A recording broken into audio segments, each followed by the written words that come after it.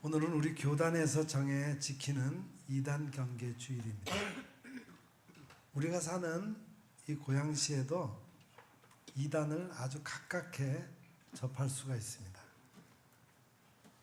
최근 풍동에 커다란 물류센터 창고를 매입해서 활동의 본거지로 삼으려다가 우리 고양시 기독교연합회 반대로 대치 중에 있는 신천지 이단이 있습니다.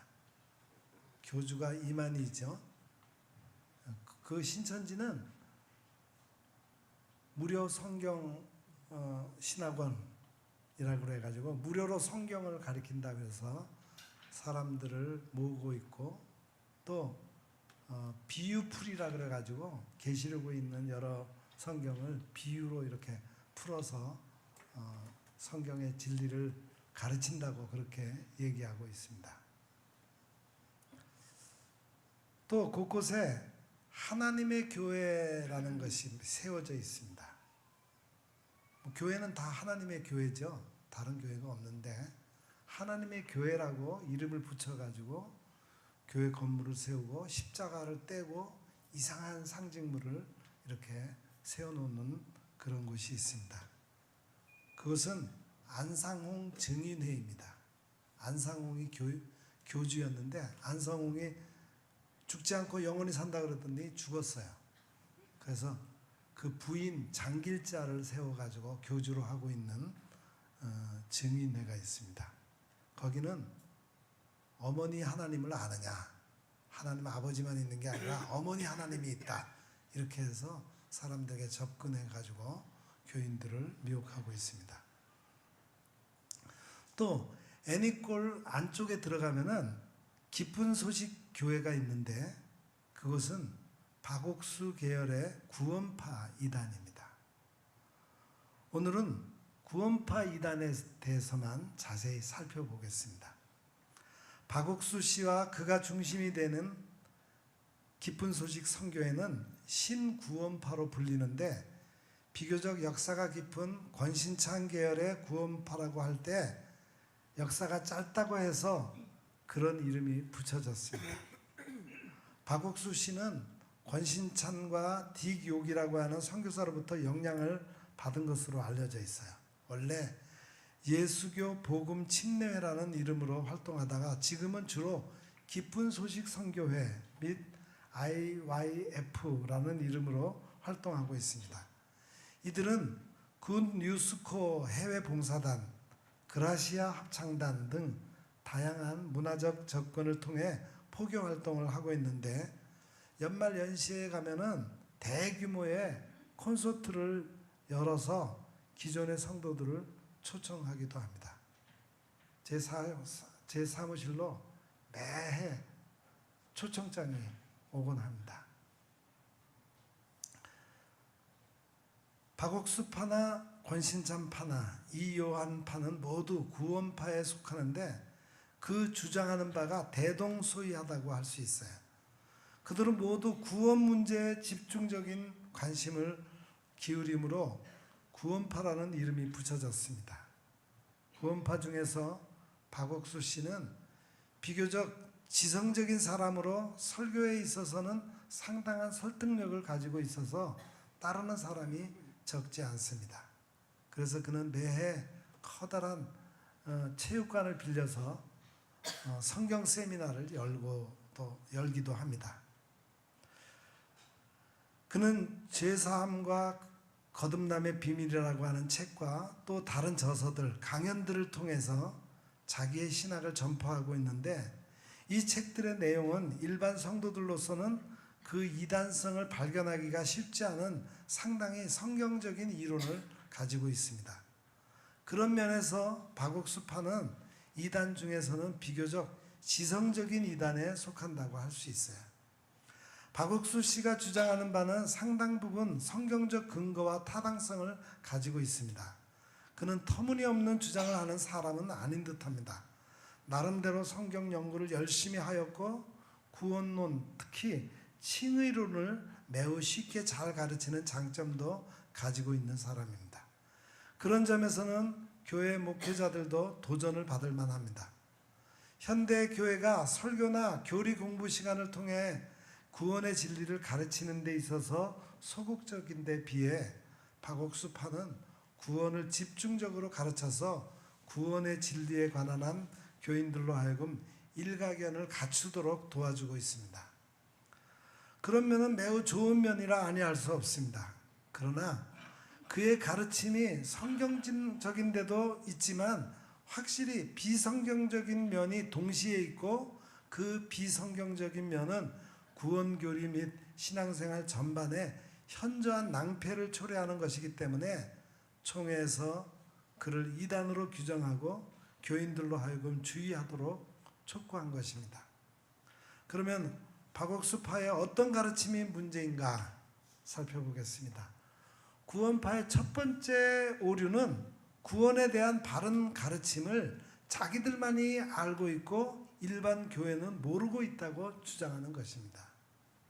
그의 말을 들으면 소위 정통교회에 속한 교인들은 자기 교회의 목회자들이 구원교리를 잘 모르거나 잘못 가르친다고 생각하게 되고 결국 자기 교회의 목회자들을 불신하여 교회들로부터 떠나기 쉽게 만듭니다. 구원에 대한 성경의 가르침을 자기들만 알고 있고 정통성을 가진 보편교회는 모르고 있다는 생각 자체는 대단히 위험한 것입니다. 이것은 교회를 성경의 진리에서 벗어나 있는 집단으로 생각함으로써 보편교회로부터 스스로를 분리시키는 생각이기 때문입니다. 이단이란 그리스도의 몸으로부터 분리된 집단을 가리킵니다. 이들이 교회를 구원의 진리를 모르는 집단으로 생각하는 것은 터무니없는 생각입니다. 기독교의 역사적 뿌리인 16세기 종교개혁 운동이 무엇인가를 생각만 하더라도 이들의 생각은 터무니없는 것임을 알 수 있어요. 종교개혁 운동은 성경으로 돌아가서 성경이 가르치는 바른 진리, 즉 구원의 진리를 바로 알고 바로 믿음으로써 기독교를 바른 구원의 진리 가운데 세우는 운동이었습니다. 그 운동에서 나온 중요한 명제들이 바로 오직 성경, 오직 은혜, 오직 믿음입니다. 구원의 진리가 오직 성경에 있다는 것을 알고 성경을 철저히 연구하는 운동이었으며 구원은 오직 하나님의 은혜로 주어지고 우리는 오직 믿음으로 구원을 얻는다는 것을 알고 모든 업적주의나 행위구원 사상을 배격했습니다. 종교개혁 운동, 즉 기독교 운동은 성경적 바른 구원 운동이었습니다. 성경이 가르치는 구원에 관한 결정적인 교리는 종교개혁 사상 속에 다 들어가 있습니다. 지금의 구원파도 이 종교개혁 운동으로 말미암은 개신교에 속한 집단입니다. 그럼에도 불구하고 종교개혁의 구원론에 근거하고 있는 교회에 구원의 진리가 없고 오직 자기들만이 성경적인 구원 진리를 알고 있다고 주장하는 것은 그리스도의 몸인 교회를 훼손하는 행위인 것입니다. 혹시 현대 많은 개신교가 종교개혁 교리에서 벗어나 있다면 루터와 칼뱅 같은 종교개혁자들의 성경적 구원론을 소개하면서 성경으로 돌아가자고 해야만 그리스도의 몸을 온전하게 하는 바른 구원 운동이라고 할 수 있을 것입니다. 그런데 소위 구원파는 종교개혁자들의 가르침을 충분히 이해하지 못하기 때문에 성경이 가르치는 일부의 진리만 집착한 나머지 온전하고 바른 교리에서 벗어나는 오류에 빠지고 말았습니다. 다른 말로 하면은 성경적 구원의 진리를 50%만 알고 그것만 주장하면서 교회를 잘못되었다고 비판하고 있는 셈입니다. 구원파가 바로 알고 가르치는 50%는 무엇입니까? 그것은 종교개혁자들의 3대 구호 속에 들어있는 바로 그것입니다. 그들은 성경이 오직 은혜와 믿음을 가르친다는 것을 강조하는데 그것은 바른 가르침이에요. 현대 많은 교회들이 이러한 기본적인 구원 교리를 등한히 하는 것은 비판을 받아 마땅한 일입니다. 이 점에 관한 한 구원파는 잘하고 있는 것입니다. 하나님께서 구원파를 쓰셔서 구원의 기본 교리를 등한히 하고 있는 그리스도의 교회들을 회개시키고 계신지 알 수 없습니다. 그런데 구원파의 문제는 나머지 50%를 모르거나 인정하지 않고 있다는 것입니다. 그것들이 무엇인지 살펴봅니다. 구원파의 두 번째 오류는 그리스도인은 의인이지 죄인이 아니라고 주장하는 것입니다. 그들은 우리가 예수를 믿는 순간 죄 용서받고 의인이 되므로 다시는 죄인으로 여기면 안 된다고 주장합니다. 그래서 예수님을 처음 믿을 때 한 번 회개할 뿐 다시는 회개할 필요가 없다고 가르칩니다. 그러면서 교인들이 자꾸 회개하는 것은 스스로 자기들이 죄인이라는 것을 고백하는 것이며 죄인인 이상 구원받지 못한 것이라고 주장합니다. 그러나 역설적으로 이것이 구원파 교리의 결정적인 오류라고 할 수 있습니다. 구원파는 회개의 개념을 50%만 알고 있어요. 회개에는 두 가지 개념이 있는데 하나는 단회적인 회개, 이례적인 회개이고 다른 하나는 계속적 회개입니다. 구원파는 이 단회적 회개만 알고 계속적 회개 개념은 모르고 있습니다. 단회적 회개란 죄인이 죄에서 돌이켜 하나님께로 돌아가는 사건을 가리킵니다. 이것을 회심이라고도 합니다. 마음을 돌이킨다는 뜻이죠. 세상을 사랑하여 죄 짓는 대로 향하던 마음을 돌이켜서 하나님께로 향하는 것이 이런 의미의 회심이고 회개입니다. 이것은 한 번으로 족합니다. 죄에서 속했던 자가 하나님께로 속하게 되는 것, 곧 주민등록을 옮기는 것과 같은 일은 한 번이면 충분합니다. 그러나 우리가 하나님께 속한 구원의 백성이 되었다고 하여 더 이상 죄를 안 짓게 된다고 할 수는 없습니다. 죄를 짓는 본능이 우리 몸에 있기 때문에 우리는 계속해서 죄를 짓는 생활을 피할 수가 없습니다. 신앙이 성장하면서 죄를 짓는 질과 양이 점점 줄어들겠지만 죄에서 완전히 벗어나는 것은 죽을 때까지 불가능합니다. 이사를 가더라도 옛날에 살던 동네가 그리워서 가끔씩 놀러 가는 것과 같습니다.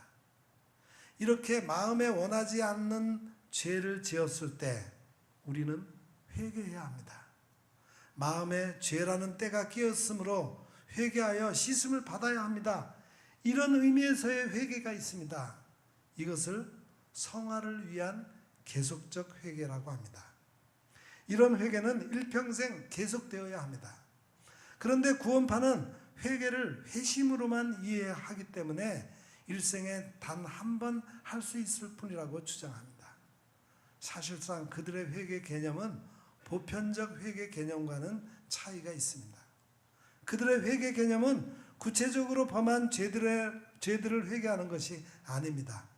자기가 죄인이라는 생각을 버리는 것이 회개라고 가르칩니다. 자세히 말하면 회개에는 3단계가 있는 셈이에요. 첫 단계는 자기가 죽을 수밖에 없는 죄인이라는 사실을 깨닫는 것입니다. 두 번째 단계는 예수님의 구속으로 말미암아 자기는 모든 죄를 용서받았음을 깨닫는 것입니다. 그리하여 세 번째 단계로 나아가는데 그것은 이제는 더 이상 죄인이 아니라는 사실을 깨닫는 것입니다.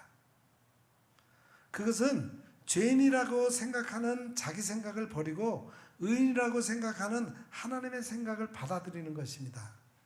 이것이 박옥수 씨가 가르치는 회개이며 구원의 기쁜 소식입니다.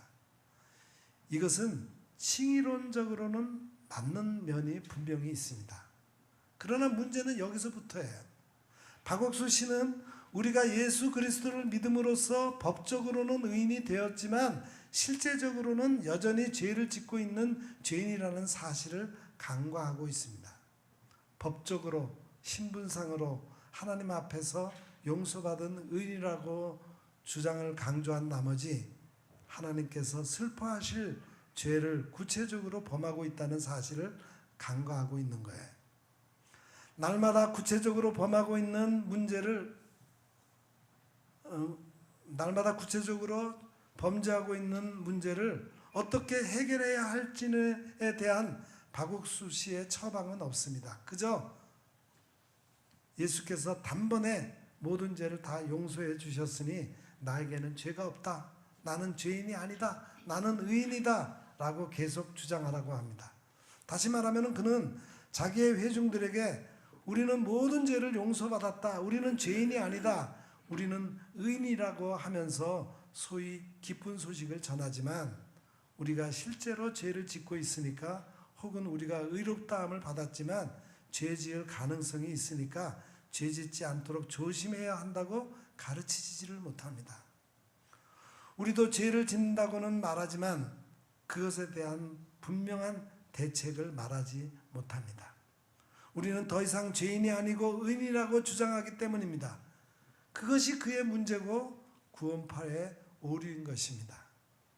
구원파 사람들이 주님이 가르쳐 주신 기도문으로 기도하는 것을 배격하는 이유가 여기에 있습니다. 우리 죄를 용서해 달라는 대목 때문입니다. 그들은 예수께서 십자가에 죽기 전에는 주기도문이 필요하지만 그 이후에는 필요가 없다고 말합니다. 이미 예수께서 모든 죄를 다 용서하셨는데 지금 또다시 용서해 달라고 하는 것은 죄의 용서에 대한 불신이라는 것입니다. 우리가 죄를 짓기 전에 우리가 지을 모든 죄를 용서하셨기 때문에 다시 말하면 이미 용서받은 죄를 우리가 또 짓는 것이기 때문에 용서를 구할 필요가 없다는 것입니다.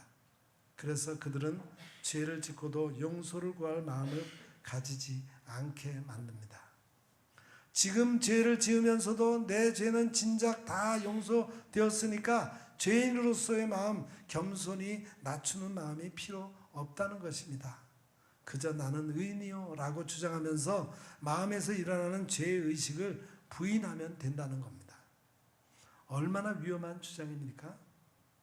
정통성 있는 교회와 구원파의 교리적 차이의 핵심이 바로 여기에 있어요.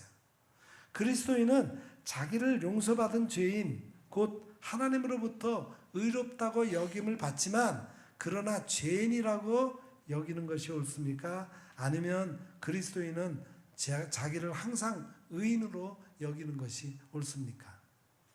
믿음 이후에도 죽을 때까지 계속 회개하고 용서를 구해야 한다고 가르치는 것이 맞습니까? 아니면 항상 의인으로서의 태도를 가지고 일절 용서를 구하지 않아야 한다고 가르치는 것이 맞습니까? 이것을 판단하는 데는 단 한 가지 질문으로 충분합니다. 곧 성경에서 그리스도인도 죄의식을 가지고 있었는가 아닌가 하는 것입니다. 어느 것이 정답입니까? 정답은 전자입니다. 하나님의 은혜로 나를 의인으로 여겨주시지만 그러나 나는 여전히 죄를 짓고 있는 죄인으로 인식하는 것이 옳습니다. 그것을 사도 바울의 예에서 확인할 수 있어요. 그는 디모데에게 보내는 서신 곧 디모데전서 1장 15절에서 이렇게 고백했습니다. 죄인 중에 내가 괴순이라. 여기서 괴순이라는 말은 현재형으로 되어 있어요. 내가 옛날에는 괴수였지만 지금은 개가 천선해서 의인이 되었다라고 말하는 것이 아니에요. 현재 여전히 죄인 중에 가장 악한 죄인이라고 말하고 있는 겁니다. 디모데에게 편지를 쓸 때 사도 바울은 일생 중에서 가장 성숙한 말년이었습니다. 거의 성인의 반년에 오를 만한 때에 이 말씀을 하신 거예요. 이 말씀에서 우리는 두 가지를 알게 되는데 하나는 사도 바울 같은 성자까지도 죄의식을 느끼고 있을 만큼 그리스도인은 이 세상에 사는 동안은 누구나 죄에서 벗어날 수 없다는 사실이고 다른 하나는 신앙 인격이 성숙하면 할수록 자기 죄에 대해서 민감해진다는 사실입니다. 바울 같은 분이 죄인이라면 누가 죄인이 아니라고 할 수 있겠어요? 그런데도 구원파 사람들은 자기들은 더 이상 죄인이라고 의식하면 안 된다고 주장하고 있으니 얼마나 안타까운 일입니까? 그들은 그 구절의 현재형은 역사적 현재용법이라고 하면서 사실은 바울이 자기 과거에 대해 한 말이라고 주장하지만 그것은 성경의 정확무오함을 스스로 부정하는 오류를 더하고 있을 뿐입니다. 바울은 또 말하기를 그런즉 선줄로 생각하는 자는 넘어질까 조심하라고 했습니다. 예수를 믿음으로 이제는 됐다고 안심하지 말고 넘어질까 조심하라는 뜻입니다. 이것을 죄와 무관한 말씀이라고 보는 것은 위험한 해석입니다. 사람이 죄짓지 않고 넘어지는 일은 없습니다. 그러므로 믿는 자도 죄에서 모면할 수 없다는 것을 인정해야 합니다. 구원파처럼 자기는 죄와는 무관한 의인이라고 주장하는 것은 일단 기분은 좋을지 모르지만 뒷감당이 안 되는 억지일 뿐입니다. 그것은 성경적으로 오류이고 실제적인 삶에서도 심각한 문제를 야기하게 됩니다. 구원파의 세 번째 오류는 그들의 교리로 살면은 죄에 대해 무감각해지고 성화를 이루지 못함으로써 마침내 하나님의 심판을 면할 수 없게 될 것이라는 사실입니다. 그들은 현실적으로 죄를 지으면서도 칭의론에 근거하여 자기들은 죄인이 아니라 의인임을 주장함으로써 구체적인 죄를 인정하지 않고 따라서 구체적으로 회개하지 않습니다. 이미 용서받았다고 하니 당연히 회개할 수가 없고 이와 같은 교묘한 변명으로 인해 결국 구체적인 범죄를 가볍게 여기게 될 것이고 날이 갈수록 점점 죄는 쌓이게 되고 죄에 대해 감각이 없어지고 이러니 성화는 아예 기대할 수도 없는 상황에 빠지게 됩니다. 장차 주님 앞에 설 때 예수 믿는다는 이름만 있지 온갖 회개하지 않는 죄가 가득한 그들의 인생에 대해서 하나님께서는 어떻게 심판하실지 누가 알겠습니까?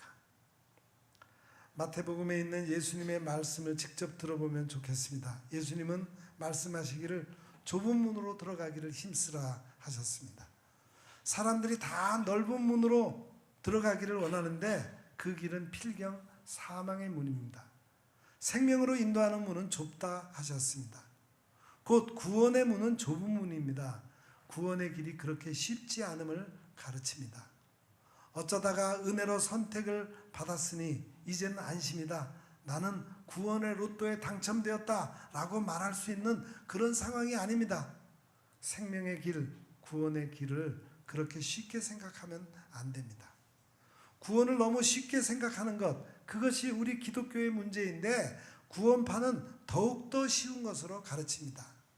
구원은 너무 쉬운 것, 나는 이미 얻었으니까 이제는 놀러 다녀도 된다고 생각할 만한 그런 구원은 없습니다. 두렵고 떨림으로 구원을 이루어가야 합니다.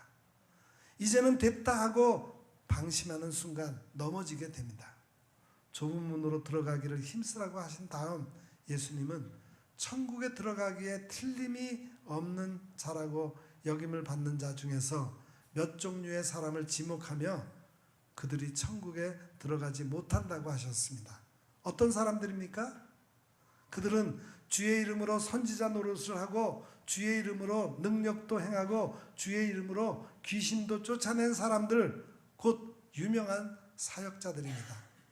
그런데 예수님은 그들을 전혀 아는 바 없다 하시면서 천국의 문을 열어주지 않으신다고 하셨어요. 그들이 누구인지 다시 한번 봅시다. 그들은 예수님의 이름을 부르며 일한 사람들입니다. 그들은 예수 이름으로 복음을 전하고 귀신도 쫓아내고 기적을 행한 능력 있는 사람들이기도 했습니다. 그들이 교회에 다니는 사람들이겠습니까? 아니겠습니까? 당연히 교회에 다니는 사람들이고 교회의 집사이고 권사이고 장로이고 나아가서 교회의 목사이기도 한 사람들입니다. 그들이 예수 믿는 그리스도인들 맞습니까? 당연히 그렇습니다. 그들은 유명한 그리스도인들이었습니다. 그런데 예수님은 그들이 불법을 행하는 자라고 하시면서 천국에 들어갈 수 없다고 하신 것입니다. 깜짝 놀랄 만한 일이 아닐 수 없습니다. 예수님은 나무와 열매 이야기를 이미 하셨어요. 그 말씀이 이렇게 요약됩니다. 좋은 나무는 좋은 열매를 맺고 나쁜 나무는 나쁜 열매를 맺습니다. 열매를 보면 그 나무가 좋은 나무인지 나쁜 나무인지 알 수 있습니다. 여기서 좋은 나무는 하나님 나라에 들어갈 사람이고 나쁜 나무는 아닌 사람임을 쉽게 알 수 있어요. 또 좋은 열매는 선행을 가리키고 나쁜 열매는 악행, 불법임을 알 수 있습니다. 천국에 들어가는 것, 곧 구원을 얻는 것은 좋은 나무여야 합니다. 그런데 좋은 나무는 좋은 열매, 선행을 나타냅니다. 그러므로 선행은 그가 구원의 백성이라는 증거가 됩니다. 그가 좋은 나무인지 나쁜 나무인지는 말로써 구별되지 않습니다. 자기가 아무리 좋은 나무라고 주장해도 그렇게 말로만은 안 됩니다. 불법을 행하는 선지자들처럼 자기가 아무리 예수 잘 믿는 사람이라고 주장해도 그 말로써 그가 구원을 얻고 천국에 가는 것은 아닙니다. 그 말이 사실인지 아닌지는 그가 하는 행실이 보여줍니다. 그가 선행에 속한 사람이라면 그 말은 사실일 것입니다. 그러나 그가 불법을 행하는 사람이라면 그의 말은 거짓일 뿐입니다. 그러므로 입으로 신자라 하면서 교회에 출석한다고 다 구원받을 사람이라고 말할 수는 없는 것입니다. 이쯤에서 종교개혁자들인 루터와 깔뱅의 견해를 살펴봅니다. 루터와 깔뱅은 이신칭의론, 곧 믿음으로만 의롭다함을 받는다는 교리를 철저히 가르쳤습니다. 구원파도 그것을 강조합니다. 그런데 개혁자들은 예수님을 믿음으로써 칭의, 곧 의롭다고 여김을 받는 것이지 신자들이 실제로 의로워진 것은 아니라고 가르쳤습니다. 하나님은 그들을 예수님 때문에 의롭다고 여기시지만 그들이 실제로 의로워진 것은 아닙니다.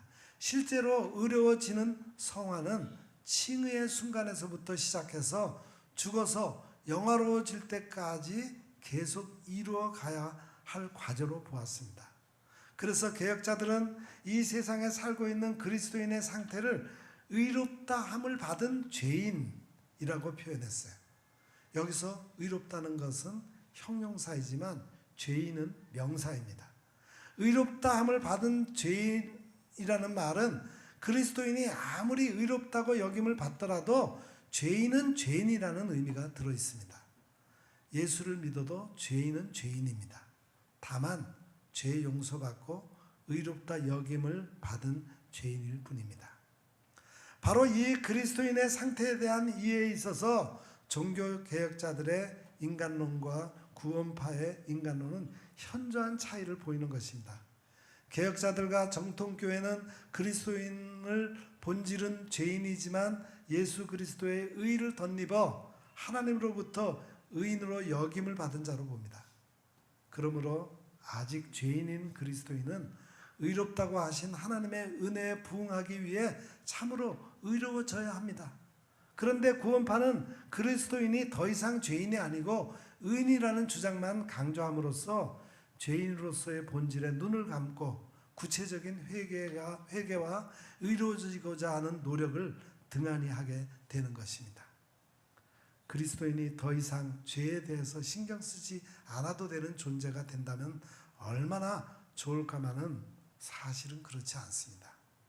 로마서 7장에서 사도 바울의 탄식의 이유가 여기에 있습니다. 오호라 나는 공고한 자로다. 이 사망의 몸에서 누가 나를 건져내랴. 그런즉 내 자신이 마음으로는 하나님의 법을 육신으로는 죄의 법을 섬기노라. 바울은 자기 속에 두 가지 법이 있어서 서로 싸운다고 했습니다. 바로 하나님의 법과 죄의 법입니다. 이것은 그리스도인의 이 세상에서의 실존을 잘 말해줍니다. 우리는 천사처럼 하나님의 법을 준행하는 자도 아닙니다. 그렇다고 불신자처럼 죄만 짓는 자도 아닙니다. 우리는 그 둘 사이에서 순간순간 선택하며 사는 의롭다고 인정된 죄인인 것입니다. 우리가 달려갈 길을 다 마치면 천국에서 의의 면류관을 받았을 것이고 그때는 완전히 의로운 자가 될 것입니다. 그러나 이 세상에 사는 한 죄의 영향권에서 벗어나지 못하는 존재입니다. 그러므로 우리는 죄를 지을 때마다 애통한 마음으로 회개해야 하고 주님의 용서를 구해야 합니다. 우리가 점점 성화되어 갈수록 죄를 점점 더 적게 짓게 되겠지만 불꽃 같은 주님의 눈 앞에서 우리는 죄로부터 완전히 무관한 자가 될 수는 없는 것입니다. 다른 말로 하면 우리는 많든 적든 죄를 지으며 하루하루를 살아가고 있습니다. 그것이 우리 그리스도인의 실존입니다. 이 사실을 알고 항상 겸손하게 그리고 회개하면서 살아야만 하나님 나라에 들어갈 소망이 있는 것입니다. 그런데 만일 죄를 지으면서도 나는 죄와는 상관이 없는 의인이다 라고 자기 최면을 거는 식으로 살아간다면 어떻게 되겠습니까? 죄를 지으면서도 그것을 죄로 인식 안 하고 따라서 회개하지 않으면 결국 용서받지 못하고 죽을 때까지 사는 꼴이 되는 것입니다.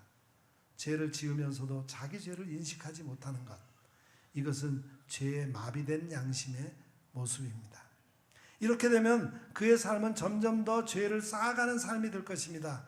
신앙 양심이 마비된 가운데 죄를 점점 쌓아가는 삶을 산다면 어떻게 하나님의 백성이 되고 하나님 나라에서 구원을 체험할 수 있겠습니까? 나는 죄인 중에 가장 큰 죄인이다 라고 사도 바울이 그렇게 고백할 수 있었던 이유는 그가 그만큼 죄에 대해서 민감했기 때문입니다. 작은 죄도 큰 죄로 여기는 사람과 큰 죄도 대수롭지 않게 여기는 사람이 있을 때 누가 더 의로운 사람이라고 할 수 있겠습니까? 작은 죄도 큰 죄로 여기는 사람입니다. 사도 바울은 바로 그런 사람이었습니다. 우리도 바울처럼 날마다 자기 자신을 성찰하여 작은 죄도 크게 보고 회개하고 용서받고 버림으로써 자기 자신을 점점 더 성화시켜 나가기를 간절히 기원합니다. 기도하겠습니다. 거룩하신 하나님, 이 땅에 천사의 얼굴을 가진 사이비 이단 집단들이 많아 우리 성도들을 미혹하고 있습니다. 오늘은 우리가 구원파가 주장하는 진리에 대해서 살펴보았습니다.